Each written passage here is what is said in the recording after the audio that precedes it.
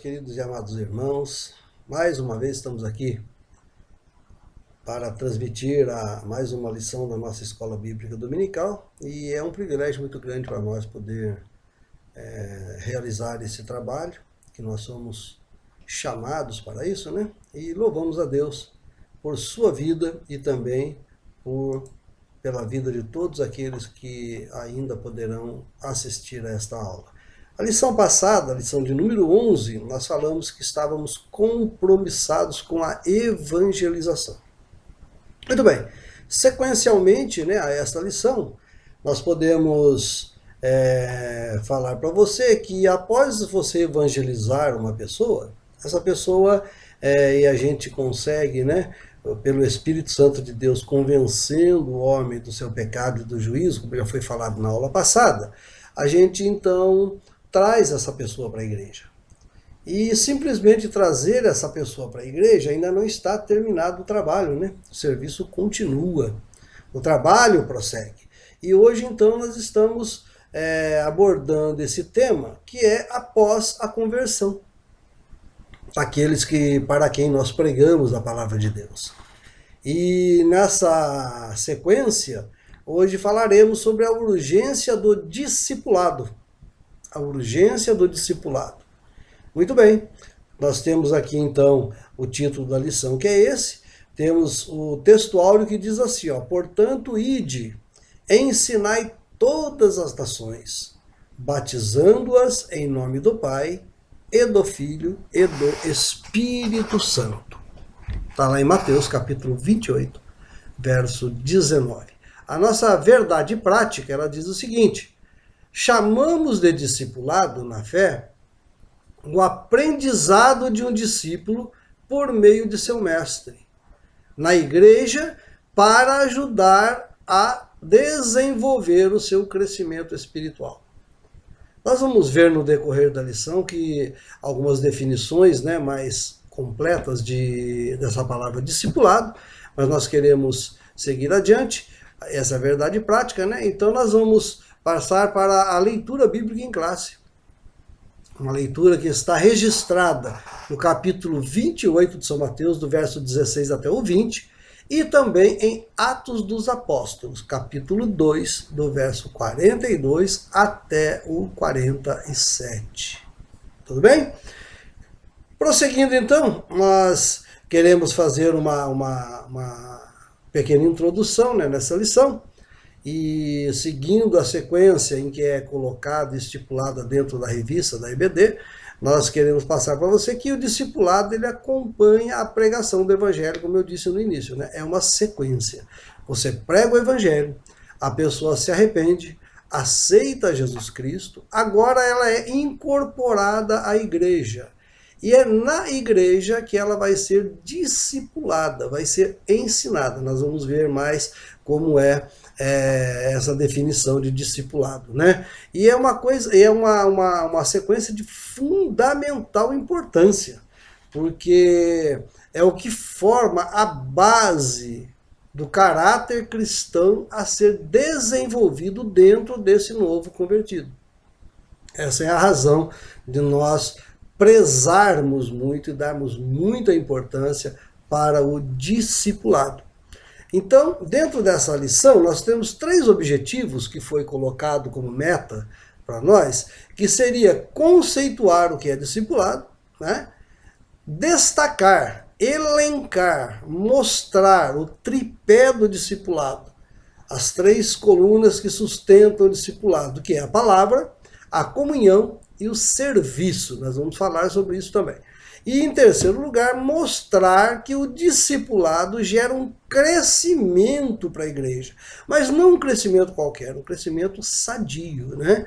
Porque não adianta você crescer uma igreja em número e simplesmente as pessoas serem levadas emocionalmente a gostar de um culto, gostar de uma determinada igreja, mas essa igreja não for fundamentada na palavra de Deus, não houver um discipulado bem elaborado e bem implantado dentro da igreja, é muito difícil manter as pessoas que foram salvas, que foram ganhas pela pregação da palavra, mantê-las no rol de membros da igreja, né? É muito comum nós vermos, já tem algumas estatísticas, algum tempo atrás, algumas estatísticas mostravam que os grandes trabalhos de avivamento ganhavam muitas pessoas para Cristo, né? Mas de cada 100 pessoas que ganhava para Cristo, nos grandes trabalhos, dado aquele momento de emoção, aquele momento que a palavra falou, que o Espírito tocou, mas dessas 100 pessoas, a cada 100 pessoas que aceitavam a Jesus nesse trabalho, no máximo 10 permaneciam, né? 10 seguiam sendo discipulados. Isso é bastante crítico para o desenvolvimento da igreja. Oxalá que todos que aceitassem a Jesus permanecesse e fosse ensinado e doutrinado dentro dos ensinos transmitidos por nosso Senhor Jesus Cristo, que é o nosso mestre, né? Muito bem. O nosso mestre, por excelência, acabei de afirmar, é Jesus Cristo, é o nosso Senhor, Salvador, aquele que morreu, Deus que veio à Terra em forma de homem, nasceu de uma virgem, cresceu, morreu, ressuscitou ao terceiro dia, consumou, completou, ele finalizou uma obra que Deus havia planejado para o resgate da humanidade, e agora então nós esperamos que todos os crentes que são mais experientes, todos os obreiros da casa de Deus, todos aqueles que estão envolvidos em discipulado, possam mostrar para as pessoas que vêm esse Jesus que nós acabamos de descrever. E mostrar também que esse Jesus é o mestre por excelência. Tá? Nós vamos ver no decorrer da lição que nós não podemos fazer discípulos de nós mesmos. Né? É muito comum nós queremos fazer discípulo do meu próprio método de ensino, do meu próprio método de pregação, da minha própria visão doutrinária de determinados temas bíblicos, quando na realidade nós temos que levar tudo isso ao mestre Jesus. Ele é a referência. O discipulado nós estamos fazendo para levar as pessoas a Cristo, ao mestre, e não a nós. Nós vamos ver, né? Introdução. Vou dar uma lida rápida na introdução que está na nossa lição para a gente poder adentrar nos 3 tópicos principais da nossa lição dessa oportunidade, né? O discipulado acompanha a pregação do Evangelho desde o princípio e é de fundamental importância como base inicial na formação cristã do novo convertido. É o que nós acabamos de dizer, né? Um novo convertido precisa do discipulado para que ele possa se firmar na palavra de Deus. Nem todos que são convertidos têm habilidades com a Bíblia, por exemplo, com a palavra de Deus. Ainda traz muitas coisas que veio da sua vida, desde que nasce até quando se converte, traz muitas pré-compreensões, né, de determinados assuntos, que às vezes fica difícil de tirar essa pré-compreensão da mente dessas pessoas. Nós precisamos então trabalhar com muito afinco, com muito cuidado, com a orientação primordial do Espírito Santo de Deus e, acima de tudo, mostrar dentro da palavra de Deus, a Bíblia Sagrada, que é a nossa bússola, né? O nosso caminho que nós seguimos, é o nosso orientador maior, a palavra de Deus. 3 tópicos principais da lição. O primeiro tópico, o que é discipulado? Primeiro subtópico, o discípulo. Segundo subtópico, a grande comissão. Terceiro subtópico, a educação cristã. Segundo tópico principal da nossa lição, o tripé do discipulado. Aquilo que eu acabei de falar na nossa introdução, né? 3 colunas básicas do discipulado, que é a palavra, comunhão e serviço. Primeiro subtópico, a palavra. Segundo subtópico, a comunhão. Terceiro subtópico, comunhão na igreja de Jerusalém. E em quarto lugar, o serviço. Essa comunhão está dividida em 2 partes, porque o autor quis mostrar como era a comunhão dos crentes lá no início, lá na igreja de Jerusalém, que foi fundada lá no Pentecoste. O terceiro tópico principal da nossa lição fala: o discipulado é o crescimento sadio da igreja. Primeiro subtópico, crescimento espiritual. Segundo subtópico, crescimento numérico. Terceiro subtópico, um exemplo da igreja de Antioquia, lá da Síria. Nós vamos ver que tem duas Antioquias, né? Duas cidades de Antioquia, e nós vamos diferenciar uma da outra daqui a pouquinho, quando chegar nesse tópico. Muito bem, primeiro tópico principal da nossa lição, o que é discipulado. O termo discipulado vem de discípulo, significa aprendiz, aluno, seguidor. Isto é válido não só no campo teológico, no campo religioso, vamos dizer assim, mas também no campo secular, né? Nós temos muitas pessoas que são discípulos de outros, nós dizemos assim, porque seguem os ensinos daquela determinada pessoa.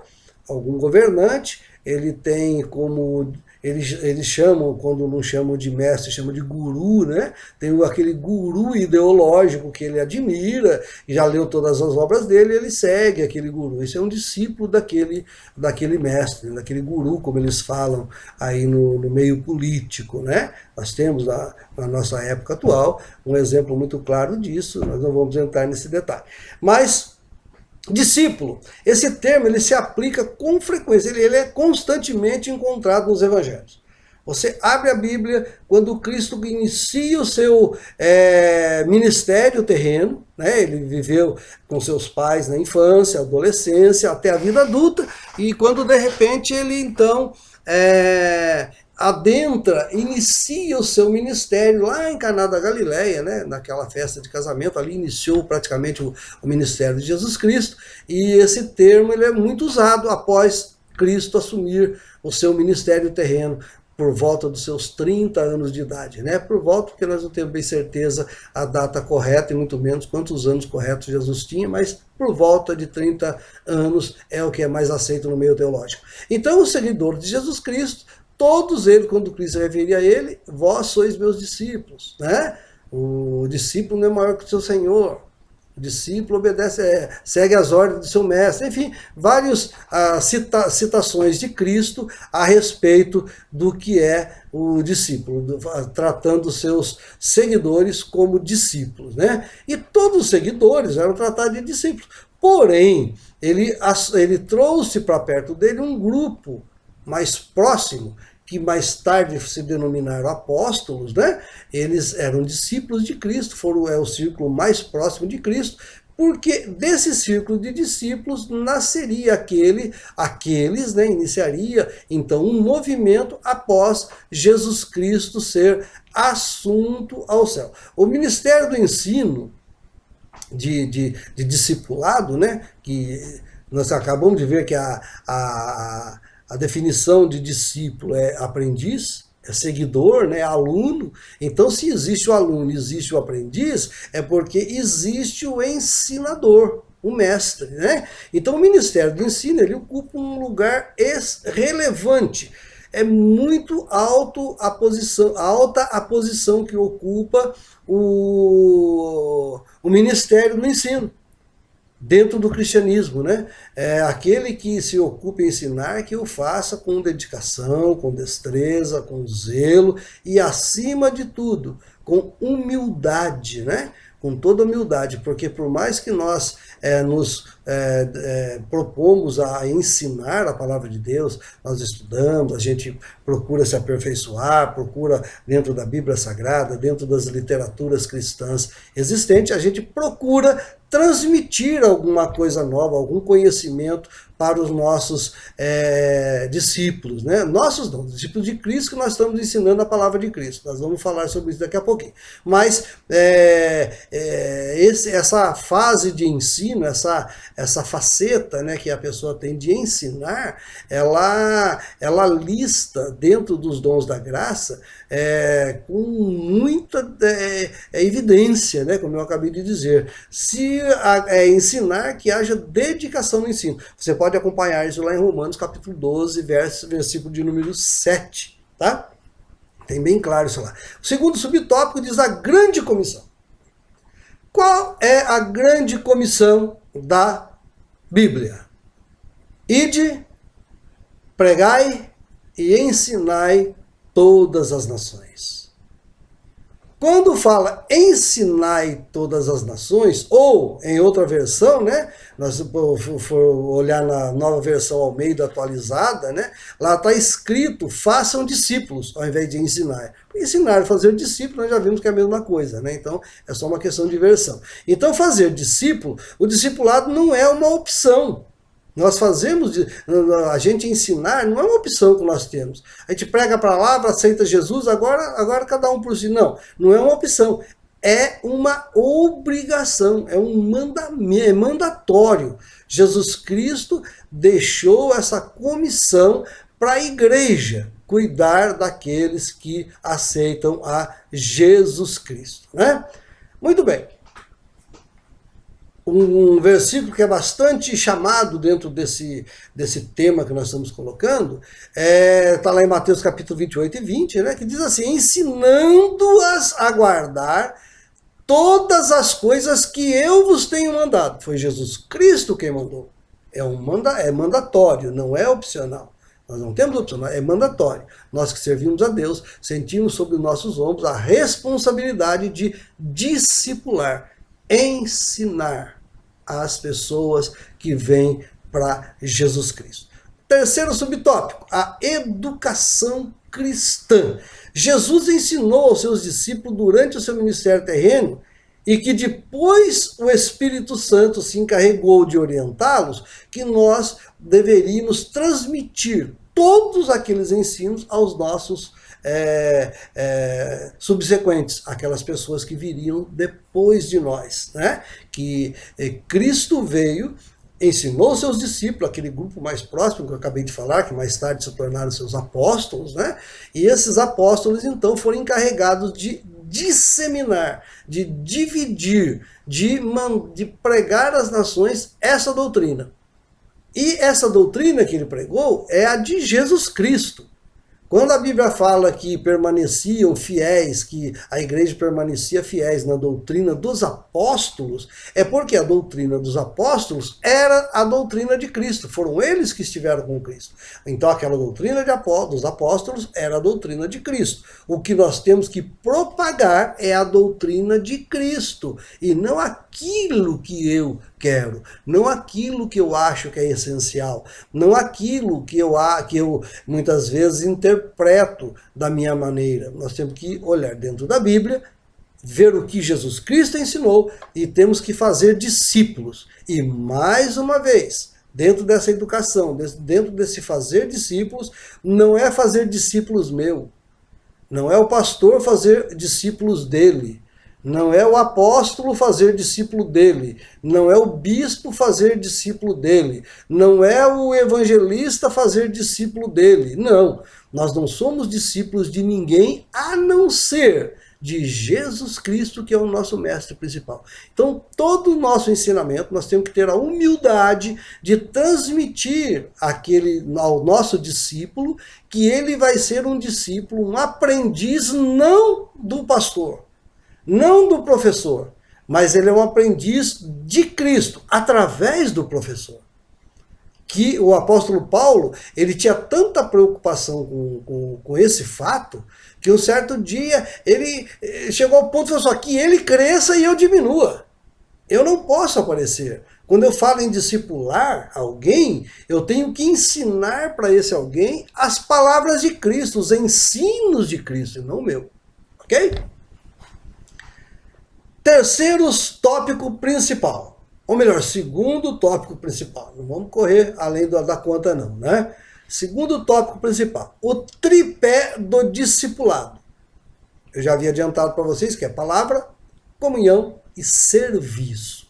Então, dentro dessa trilogia, né, dentro desse tripé, desses três pontos sustentáculo do discipulado, que sustenta o discipulado, a primeira coisa é a palavra. Eu disse agora há pouco que nós temos que ensinar a palavra de Deus e levar a pessoa a ser discípulo de Jesus pela sua palavra. Nós somos simplesmente o interlocutor. Nós emprestamos, nós recebemos de Deus o dom do Espírito Santo, recebemos de Deus as revelações do Espírito Santo, auxiliado pelos ensinos de nossos mestres aqui na Terra. Nós temos vários também estudiosos, teólogos, sempre dentro da Bíblia. Então nós não podemos esquecer que a autoridade das Escrituras Sagradas, ela é singular, ela é única. É a fonte dos ensinos da Bíblia é o próprio Deus. Elas foram faladas primeiramente pelos profetas lá do Antigo Testamento, né? E depois pelos apóstolos no Novo Testamento. Está lá em 2 Pedro, capítulo 3, versículo de número 2, para você acompanhar depois aí tranquilamente na sua casa, né? Porque os apóstolos, né, eles receberam a revelação. Os profetas receberam a revelação diretamente de Deus. Deus, pelo seu Espírito, inspirou e mostrou aos profetas aquilo a revelação que eles deveriam passar para o povo. E os apóstolos, que eram os primeiros discípulos de Cristo, né, aquele grupo mais próximo dele, eles receberam a revelação direto de Jesus. Ainda o Espírito Santo não estava aqui habitando no coração deles. Então, o locutor direto para os apóstolos foi Jesus Cristo, que embora estivesse em forma humana, ele era Deus. Então, toda a autoridade estava com Jesus Cristo para ensinar os seus apóstolos. Você pode confirmar isso, né? E depois os apóstolos nos transmitiram agora, já inspirado pelo Espírito Santo. Você deve se lembrar que quando Jesus Cristo estava indo aqui nessa terra, ele disse várias vezes aos seus discípulos: olha, convém que eu vá, porque se eu não for, o Consolador não virá. E quando o Espírito Santo, o Consolador, vier, quando eu for e o Espírito Consolador vier, ele vos ensinará e vos fará lembrar de tudo que eu vos tenho falado. Então, veja bem, o Espírito Santo instruiu os apóstolos, lembrou os apóstolos, capacitou os apóstolos para que falassem e escrevessem tudo o que Jesus Cristo tinha nos deixado, né? Porque até então, enquanto ele estava com Jesus Cristo, pelo que consta, nenhuma carta, nenhum evangelho havia sido escrito in time, né? In time, dentro daquele próprio tempo, mas sim posteriormente. Então nós vemos que o Espírito Santo de Deus trabalha desde essa época com a palavra. A comunhão. Ter tudo em comunhão, está lá em Atos capítulo 2, verso 42, né? Está lá na leitura introdutória nossa, que nós não fizemos em virtude do tempo, mas você pode acompanhar depois aí. Em tudo ter comunhão, partilhar da mesma crença é comunhão. Então, quando nós lemos a palavra grega para comunhão, é koinonia, né? Muito conhecida, né? Significa compartilhar ou participar mutuamente de algum evento comum ou acordo comum. No Antigo Testamento, a ideia de comunhão diz respeito a relacionamento de pessoa com seu próximo. Quando você lê lá em Salmo 133, verso 1, quão bom e quão suave é que os irmãos vivam em união, né? Essa comunhão no Velho Testamento era mais pessoa entre seres humanos. Se embora Abraão, por exemplo, foi considerado amigo de Deus, ele não tinha essa comunhão íntima com Deus. A comunhão com Deus, a comunhão era mais entre os homens, né? Moisés, embora tenha falado com Deus até face a face, lá em Deuteronômio, capítulo 34, verso 10, né? Você pode confirmar lá. Ele não provaram a mesma comunhão que os crentes têm na nova aliança. Porque hoje a comunhão que os crentes têm na nova aliança, ela está fortalecida, ela está enraizada com o Espírito Santo de Deus. A comunhão hoje é diferente da comunhão daquela época. Tanto que o Antigo Testamento, sempre quando falava em comunhão, ele tratava mais de comunhão entre as pessoas, né? Não entre o homem e Deus, mas sim entre as pessoas. É pelo menos o que nós temos nesse tópico colocado na nossa revista. O terceiro subtópico desse tópico principal fala da comunhão na Igreja de Jerusalém. Na Igreja de Jerusalém tinha uma comunhão que está em Atos capítulo 2, né, nós falamos, está na leitura introdutória, e ali a Igreja de Jerusalém, nos primeiros dias, né, ela deu ao mundo uma lição de koinonia, de comunhão. Ela deu ao mundo uma lição de comunhão. Só que essa lição que ela deu, o texto diz que não tratava apenas, o texto quando você lê a priori, parece que ele trata apenas de um sistema, digamos, quase que comunista, né? É socialista, de um grupo de pessoas fechados que se alimentam mutuamente, se um tem necessidade, outro ajuda, enfim, faz um clã, e dentro daquele clã parece que eles dividem tudo, quando vende a propriedade, o dinheiro é repartido para todo mundo. É um tipo bastante falado, bastante estudado dentro da Bíblia, está lá no capítulo 2 de Atos dos Apóstolos, né? Contudo, ali não quer dizer simplesmente esse tipo de comunhão, de distribuição de bens, né, vamos dizer assim, né? Então, quando nós falamos de comunhão ali, é algo além. Eles tinham, se você for ler lá, eles tinham um só coração. Quando nós falamos coração dentro da Bíblia, diz respeito ao centro da vida. Ou seja, eles tinham a mesma inclinação.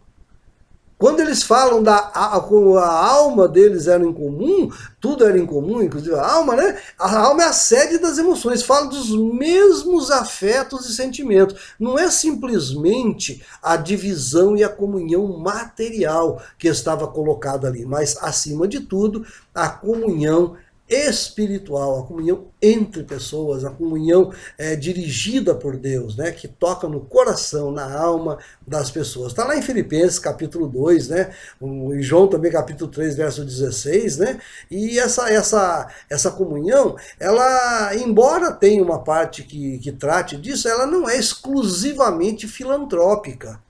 A filantropia ela é praticada no mundo todo. O ser humano, por si só, ele tem dentro de si uma tendência filantrópica, né? Aquela tendência de ajudar as pessoas necessitadas. Basta ter uma tragédia humanitária que as pessoas se unem quase que no mundo inteiro e enviam aviões, caminhões, carros lotados de mantimento, roupa, enfim, né? Materiais de limpeza para ajudar as pessoas que foram acometidas de uma tragédia ou de algum problema qualquer numa comunidade.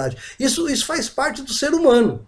E você pode notar, inclusive, que a grande maioria das pessoas que fazem, que lotam caminhões, que põem aviões, e levam medicamentos, ou levam comida para áreas afetadas por desastres naturais, por exemplo, a grande maioria nem crentes são, nem cristãos são, né? Mas ele tem dentro de si essa filantropia. O que havia ali com os irmãos, além dessa filantropia, que é a vontade de ajudar um ao outro, que isso é saudável, e quando nós aceitamos a Cristo, muitos acham que agora não precisa. Não, o apóstolo Tiago diz que a fé sem as obras, ela é morta, não é? Então nós temos que demonstrar toda essa nossa filantropia, mas nesse caso não trata só de filantropia, trata de outras coisas mais, né? Retornando um pouquinho só ao tópico anterior, né? Só para fazer uma pequena colocação, ali tem uma colocação aqui na lição, citando o versículo, capítulo 13, verso 13 de 1 Coríntios, né? E esse versículo é interessante notar que fala, né? Ali é a bênção apostólica. A graça de nosso Senhor Jesus Cristo, o amor de Deus, a comunhão do Espírito Santo. Então nós vemos que é o Espírito Santo que promove essa comunhão. A filantropia não tem nada a ver com isso. Essa comunhão mais próxima, mais íntima de alma e coração, é só o Espírito Santo de Deus que transmite. E é através disso que nós temos que mostrar ao discípulo que está começando que a vida dele agora é diferente, ele é uma nova criatura. E é só uma curiosidade, esse versículo, capítulo 13 de 1 Coríntios, é a bênção apostólica completa, né? Aliás, é a única bênção apostólica em todas as cartas completa, que traz a graça do Senhor Jesus Cristo, o grande amor de Deus e a comunhão do Espírito Santo. É até interessante que às vezes nós vivemos algumas impetrações de bênção apostólica dizendo o grande amor de Deus, a graça de Jesus e a comunhão do Espírito Santo. Parece-nos que por haver aquela tendência de falarmos Deus Pai, Deus Filho e Deus Espírito Santo, existe uma hierarquia, né, na Trindade, mas não existe. Tanto é verdade que nesse versículo ele coloca a graça de Jesus em primeiro lugar, o grande amor de Deus e a comunhão do Espírito Santo. Essa é a verdadeira bênção apostólica ensinada por Paulo. Em quarto lugar, nesse segundo subtópico, nesse segundo tópico principal, fala sobre o serviço. Lá no Velho Testamento, vamos passar bem rápido, né? Porque o serviço nós falamos de trabalho, né? Mas o serviço dentro da Bíblia, lá no Velho Testamento, ele era mais ligado às atividades levíticas no templo, né? Tudo que era feito no templo, a Bíblia se refere como sendo um serviço. Né? O trabalho do campo, do homem do campo, era tratado mais com outra palavra. Quando se tratava de serviço, falava mais aquilo que se referia ao trabalho levítico dentro do templo. Sacerdotes, aqueles trabalhos de sacrifício, de limpeza, de manter as luzes acesas, as lamparinas acesas, enfim, todos esses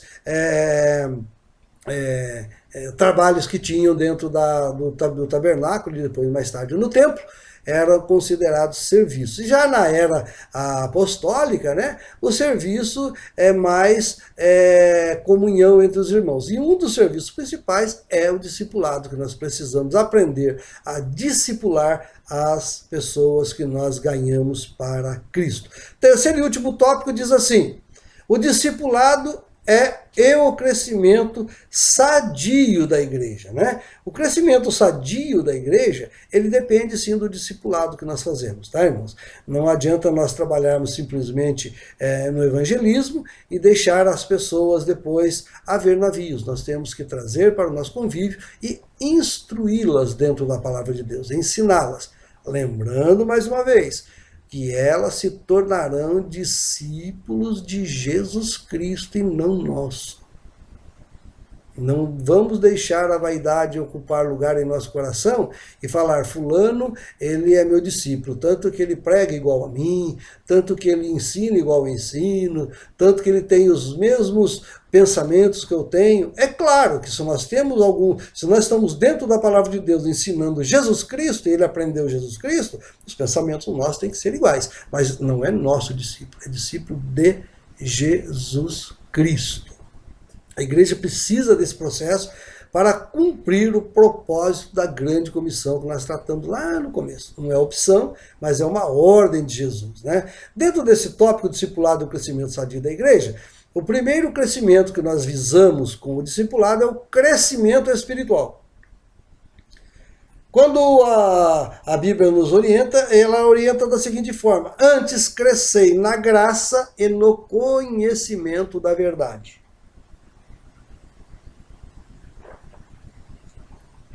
É importante o conhecimento bíblico. Quando nós falamos conhecimento bíblico, nós muitas vezes pensamos já em conhecimento teológico. Embora sejam entrelaçados, né, o conhecimento bíblico não necessariamente precisa ser um conhecimento teológico, né? O conhecimento teológico é ligado mais a matérias sistemáticas, né? Ou você pode pegar, por exemplo, a cristologia, a pneumatologia, a soteriologia, a angelologia, são matérias dentro da teologia que você se aprofunda nesses estudos. E quando nós falamos de crescimento espiritual, se a pessoa crescer no conhecimento da Bíblia, é claro que aqueles pontos em que ela tiver dificuldades de compreender, ela vai procurar alguém para que possa auxiliá-la. E vai procurar quem? Os pastores, os mestres, os professores de escola dominical, os crentes mais antigos, né, que já foram discipulados um dia, já conhecem, por consequente, há muito mais a palavra de Deus. Então nós temos que promover esse crescimento. Principalmente o crescimento espiritual. O que nós falamos que é crescimento espiritual na igreja? É a igreja estar fundamentada na palavra de Deus. É a igreja ter consciência de que tudo que é feito dentro da igreja é algo espiritual, é algo que transcende o lado material. Infelizmente, hoje, o crescimento espiritual parece que está locado, né? Parece que está travado junto com o crescimento financeiro, com a prosperidade financeira. Né? Se você é crente, crê em Cristo, a sua prosperidade financeira no mundo está garantida. Quantas pessoas não correram para a igreja esperando enriquecer, pensando que agora eu estou na igreja e a igreja me fala que eu vou ficar rico, né? Então eu vou para a igreja. Não, esse não é o crescimento espiritual. O crescimento espiritual é ensinar a palavra de Deus. ensinar o amor, ensinar as posições que Jesus Cristo tinha diante das situações que lhe foram colocadas. É mostrar para o discípulo, para o novo convertido, para o aprendiz, para o aluno, que nós temos um mestre não para nos ensinar os caminhos de como ganhar dinheiro, de como se enriquecer nessa terra, mas para nos ensinar o caminho que nos conduz ao céu. E para esse caminho que nos conduz ao céu seja nos apresentado, vem junto com esse caminho, com esse ensinamento, grandes bênçãos para a nossa vida. Mais paz, mais harmonia, mais comunhão no lar, comunhão na igreja, mais lealdade, mais amizade, mais caráter firme, mais firmeza de posições, de atuação com honestidade, né? E acima de tudo com justiça. Então isso é um crescimento espiritual que nós temos que passar para os nossos discípulos. E, é claro, o segundo subtópico fala sobre o crescimento numérico. Ora, se você tem uma entidade, se você tem uma instituição composta por membros, né? E esses membros seguem a doutrina do seu mestre, que é Jesus Cristo, instruídos pelo Espírito Santo de Deus, trazendo à tona na sua vida todas essas boas características que nós relacionamos anteriormente, é claro que o crescimento numérico é esperado. Crescimento numérico em que termos? Em quantidade de pessoas. Em quantidade de pessoas, sim. Você vai, evangeliza, você vai, faz missões, você vai, prega a palavra de Deus, as pessoas aceitam, vêm para dentro da igreja. Normalmente uma pessoa que aceita Jesus Cristo, ela vem para o culto, né? E passado alguns dias, parece que se não houver interesse por parte das pessoas a respeito delas, elas acabam abandonando, né? Abandonando a igreja. Então, quando há o discipulado, há o ensinamento, e a gente promove nessa pessoa, nesse novo discípulo de Cristo, os ensinamentos de Cristo, orientados pelo Espírito Santo, essa pessoa permanece. E ela permanecendo na igreja, há o crescimento numérico da igreja. Tudo bem? Seguindo adiante, o terceiro subtópico desse nosso último tópico principal fala sobre o exemplo da igreja de Antioquia da Síria. Está bem colocado a Antioquia da Síria.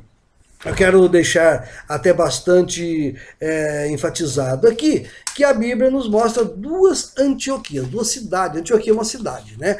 Duas cidades de Antioquia. Nós tínhamos uma Antioquia, que é essa que nós estamos falando dela aqui, que era na Síria. A Síria é aquele país que fica logo acima da Palestina, né? No extremo norte da Palestina. E a Síria tinha a igreja de Antioquia. Né? E essa igreja de Antioquia, ela era frequentada por alguns gregos. Se você ler lá em no capítulo 12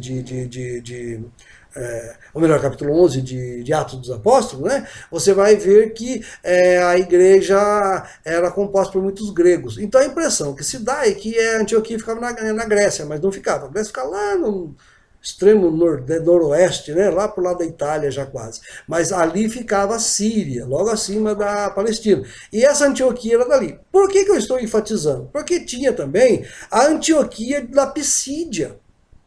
A Pisídia, ela ficava onde atualmente hoje é a Turquia. Não tem nada a ver com a Antioquia da Síria, que é o norte da Palestina. A Turquia já fica bem a noroeste também, né? Já indo lá para o lado da Grécia, já, né? Indo lá para cima já. Então, existia duas Antioquias da Bíblia, a Antioquia da Síria e a Antioquia da Pisídia. E é na Antioquia da Síria que aconteceu que ela foi fundada numa das viagens missionárias de Paulo, e na terceira viagem missionária de Paulo, ele voltou para essa igreja de novo, passou em Éfeso também, nós já estudamos recentemente a carta do apóstolo Paulo aos Efésios, né? Vimos muito o trabalho que Paulo fez em Éfeso, passou 3 anos lá em Éfeso ensinando. Essa terceira viagem missionária que Paulo fez, ele não fez mais para fundar a igreja e nem muito menos ser missionário, mas ele fez agora para discipular essas igrejas, para ensinar essas igrejas para que elas crescessem fundamentadas no quê? Na doutrina e ensinamento de Jesus Cristo. Ele ficou até bravo uma certa feita que alguém diz que fala que é de Paulo, outro fala que é de Apolo. Não, nós somos todos de Cristo. O cabeça é Cristo, não é Paulo. O cabeça é Cristo, não é o pastor da igreja. O cabeça é Cristo, não pode ser o apóstolo. O cabeça é Cristo, não pode ser o bispo. O cabeça é Cristo, não pode ser o evangelista ou outro qualquer cargo que possa existir dentro das nossas igrejas, muito menos professor da escola dominical, né? Nós estamos aqui transmitindo o que Cristo ensinou. E caso você seja um discípulo, que seja discípulo desse Cristo e não daquele que está anunciando e ensinando a palavra. Amém? Eles acharam até interessante essa igreja de Antioquia da Síria, né? Que quando Barnabé chegou lá, lá viu os gregos também, e a igreja era uma igreja assim, que tinha os costumes muito diferentes dos costumes que eles aprenderam no início, né? Principalmente da Judéia, né? O costume é totalmente diferente. Era uma mistura já disse que os gregos, tinha muitos gregos lá, né? Tanto é que Barnabé, ele quando chegou, ele se apresentou, quando ele se deparou com aquele grupo de grego convertido, pessoas da própria região da Síria, né, os sírios, enfim, ele ficou um pouco mais com medo de tratar com aquelas pessoas, até por causa dos costumes serem diferentes, né? Então o que ele fez? Ele foi chamar Paulo, buscar o irmão Paulo para poder ir lá e ensiná-lo junto com ele, né? E passaram lá um ano ensinando esses discípulos da igreja de Antioquia. Amém, meus irmãos? Fazer discípulo não é a mesma coisa que fazer membros de igreja. Membros de igreja, se você pensar simplesmente em aumentar o número de membros da sua igreja, você pode até crescer a sua lista, né, de números que você pode dar ali, de quantos membros você tem. Não, você tem que induzir o novo convertido a ser um membro do corpo de Cristo. E quando nós falamos membro do corpo de Cristo, a palavra mais certa não seria nem membro, é órgão, né? É um órgão do corpo de Cristo, porque o órgão, se você tirar, faz falta dentro do corpo.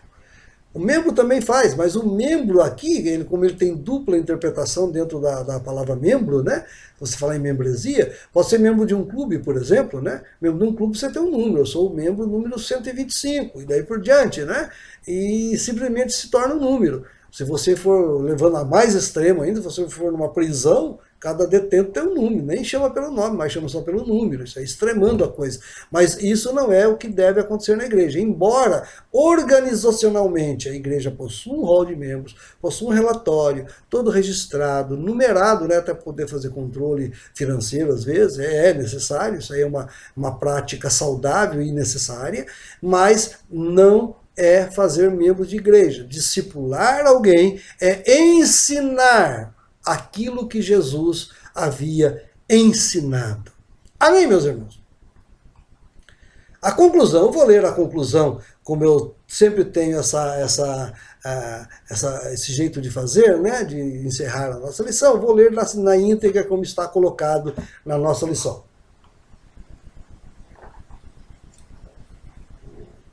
Conclusão, Deus tem interesse no bem-estar social e espiritual do ser humano. Isso vale para a igreja e para a sociedade. A educação com base nos princípios cristãos é importante porque, além dos valores espirituais, contribui na construção de uma sociedade civilizada. A base dos valores morais e espirituais é a Bíblia Sagrada. Espero que você possa ter aprendido um pouco, aumentado o seu conhecimento e tirado bastante proveito dessa nossa 12ª lição, o discipulado, a importância do discipulado. Amém? A urgência do discipulado, o título da lição. Que Deus abençoe a todos. Deixe o seu like, compartilhe esse vídeo, ajude a propagar o Evangelho de Deus e que esse vídeo sirva para ensinar muita gente a cuidar dos nossos novos convertidos.